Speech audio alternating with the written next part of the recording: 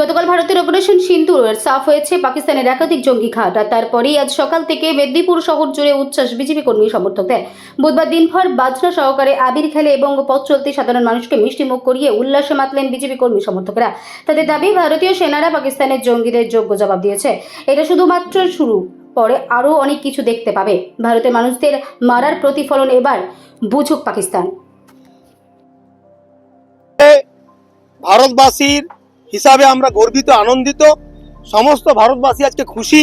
তাই মেদিনীপুরের ধর্মা এলাকায় আমরা সবাই আজকে আনন্দের সঙ্গে পালন করছি। এই জন্যই যে জঙ্গিবাদ, সন্ত্রাসবাদের বিরুদ্ধে ভারতবর্ষের যে লড়াই, সেই লড়াইয়ের প্রতিশোধ হিসেবে গতকাল 9টা জঙ্গি ঘাঁটিকে ধ্বংস করেছে মিসাইল অ্যাটাক করে।